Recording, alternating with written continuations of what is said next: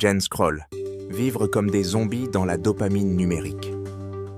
Vous est-il déjà arrivé de vous réveiller à 3 heures du matin alors que vous ne dormiez que depuis 2 heures? Le corps s'est fatigué, mais les yeux sont soudainement éveillés. Pas pour méditer, pas pour réfléchir, mais instantanément prêts. Parce qu'il y a une chose à faire, scroller.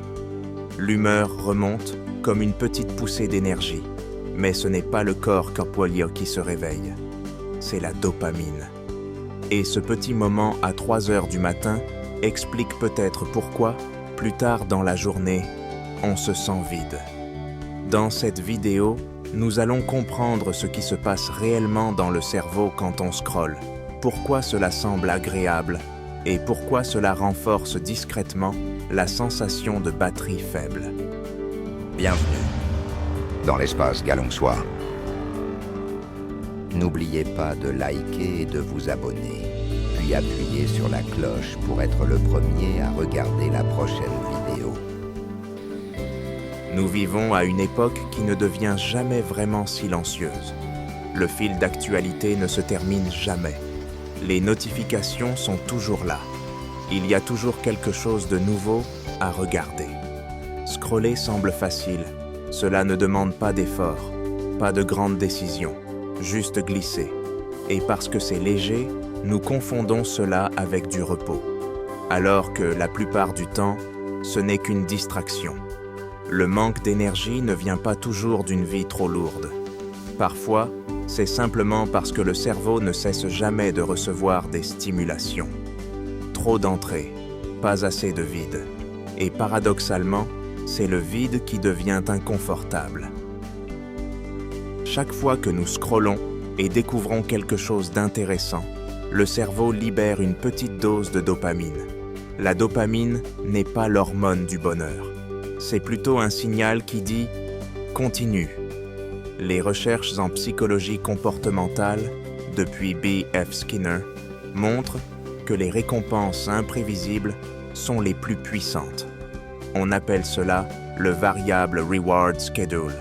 Lorsque nous ne savons pas si le prochain contenu sera intéressant, le cerveau devient encore plus curieux. Voilà pourquoi le fil ne s'arrête jamais. Les études sur les addictions comportementales montrent aussi que le scrolling ressemble à petite échelle au mécanisme du jeu d'argent.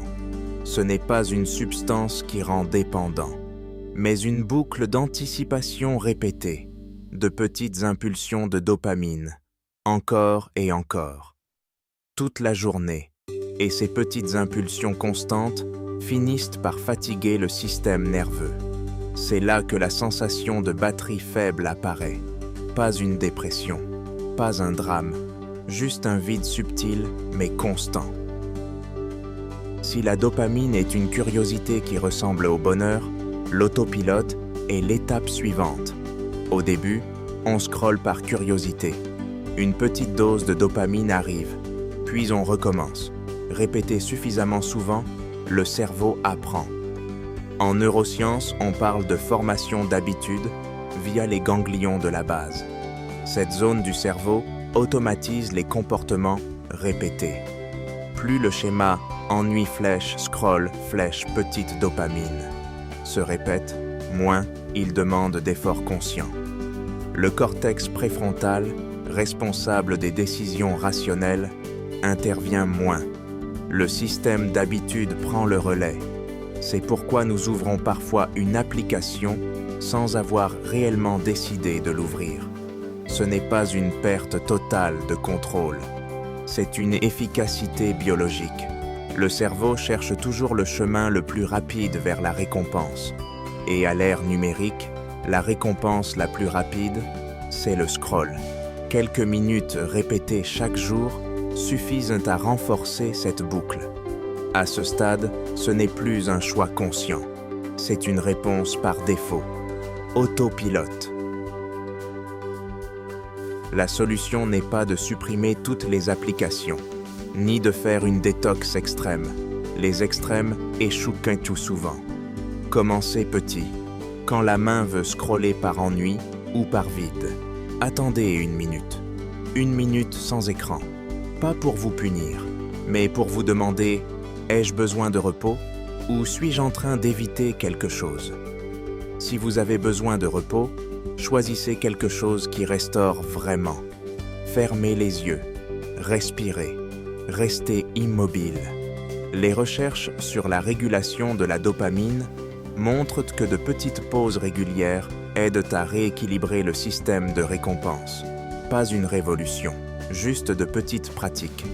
Gen Scroll n'est pas une question d'âge, c'est un mode de vie moderne.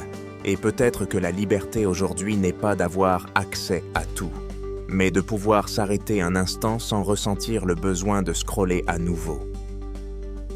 Nous vivons à une époque d'accès illimité, mais notre attention reste limitée.